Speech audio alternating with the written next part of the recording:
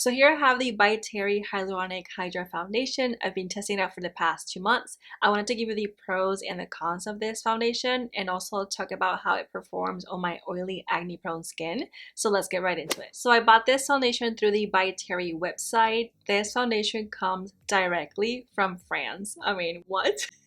I thought it was like the fanciest foundation I have ever bought. It does cost $59 for 1 ounce of product. It also came with a free makeup sponge, but I didn't enjoy the sponge, so I'm just going to skip it altogether and just focus on the foundation itself. It did took a while for me to get it in the mail. I bought it at the beginning of June and it took about 3 weeks for me to get it since there's a pandemic going on right now. They did send me an email with an update, so I thought that was pretty nice, a really nice customer service. Now this is the foundation right here. This is the packaging. It has a dropper and the formula is very liquidy. I'm going to put a screenshot of the website right here just to tell you what the foundation claims, because it does claim quite a lot. It does claim to perfect and hydrate your skin, that to be buildable, like medium to full coverage. It's specifically infused with hyaluronic acid and it does have SPF 30. It claims to have a long wear formula and lightweight and comfortable like a second skin. And it also claims to have a matte luminous finish. So for the price, I do think it claims a lot. However, even though it mentions that it's good for all skin types, it says it is particularly good for dry skin. So if you're oily skin, you end up wondering, is it really good for my type of skin? I am oily acne prone skin, so I will tell you in this video if it's really good for my skin. I'm pretty good at buying the right shade over the internet, especially when it comes to foundations. I'm kind of pretty good at understanding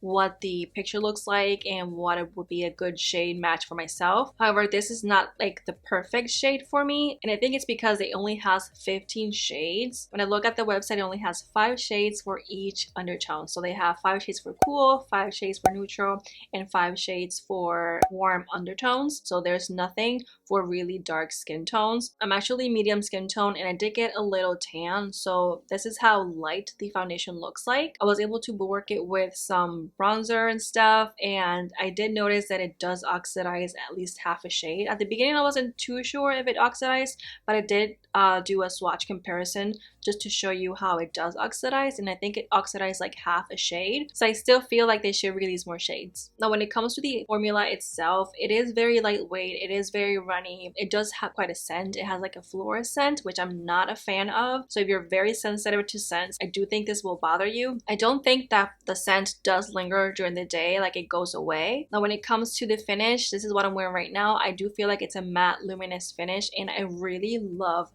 the finish. I feel like it does make my face look a lot healthier, a lot radiant, like with a really nice glow, and I really like it. The first time I tried it, I was like, oh my god, it's amazing. Even though it wasn't like the perfect shade, which I was really sad about, but I did like the finish. I did love how it looks on my skin. Now it does claim that it looks like a second skin, and I wouldn't say a second skin. I mean, I do feel like I still have foundation, or I look like I still have foundation. If you don't have a lot of like hyperpigmentation and blemishes or acne scarring like I do, you can get away with applying with a sponge and it will look a lot more natural. I, however, love some coverage, so I can't apply with a sponge at all. I tested it a couple times and I just didn't like it. I feel like the best way to apply this foundation is with a foundation brush, and I found that I like to blend it with a round kabuki brush the best. I have this one from Sigma, the F82, which is like a really nice round kabuki brush, and I think it blended really well. That's how I blended it today. I do feel like it could be a little tricky to blend, but once you get how the formula works, it gets easier. On the website though, it does recommend to apply it with your fingertips or with a foundation brush, but it doesn't really say anything about the sponges. Now like I mentioned, I have been wearing this foundation on and off for about 2 months. I did test it in a couple ways. I tested it with different moisturizers, I tested it with different primers. It was pretty hard since I had to go to work and wear a face mask every day, so I feel like it was almost like very complicated for me to test the foundation for what it truly is. So I had to dedicate 1 full day to a wear test to make sure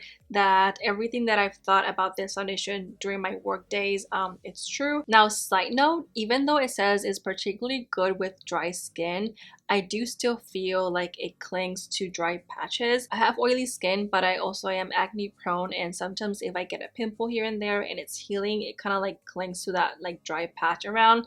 So I make sure that I either exfoliate or moisturize really well the night before so that doesn't happen the next day. With that said, when I first applied the foundation with my favorite primer, which is the Smashbox Photo Finish Primer, I do feel like it didn't cling to fine lines. I mean, this fine line though, I have like a really pronounced fine line over here, and it did cling a little bit, but it's not like really noticeable or bad. But I did notice that on my mouth area, it looks really good, and it doesn't emphasize pores as much. I feel like if you don't have a primer, it may emphasize pores a little bit. I've noticed like my pores more noticeable if I don't have anything underneath, like no primer at all. But with my Smashbox Photo Finish Primer, I do feel like it does cover some pores and like doesn't emphasize the pores at all. However, when it came to the wear test, I noticed that it got pretty oily after like the 2 or 3 hour mark. That day I did decide to get my ends trimmed, and I wore a face mask for about maybe 30 minutes while I was at the beauty salon. So I did notice that it didn't rub off at all. But when it came to like the 3, 4, 5 hour mark, I got pretty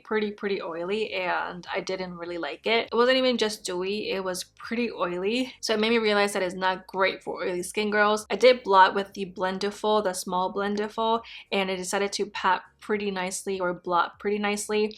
It didn't rub off, so that was good, but I was very careful. I feel like if I wasn't too careful, or if I was a little rough, I was gonna have the foundation rub off on me. Now after blotting, it still looked pretty good. It looked decent. That's why I feel like it can be long wearing. So I wore it for a few more hours, but it had the same result. I did get pretty oily. Still wasn't clinging to fine lines or anything like that, but it didn't control any oils for me. And with all that said, I do feel that this is a great foundation, and the only reason why I'm saying that is because it does exactly what it claims.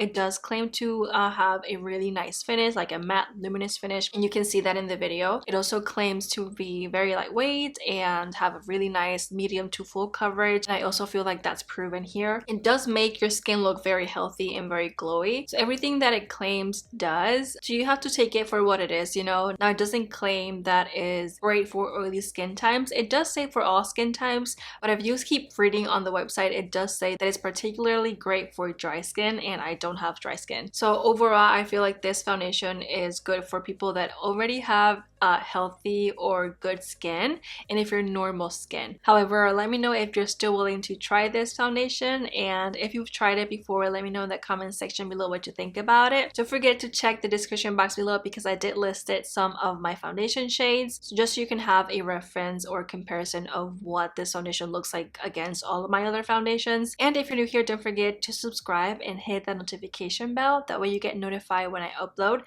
Thank you so much for watching, and I'll see you on my next video. Bye!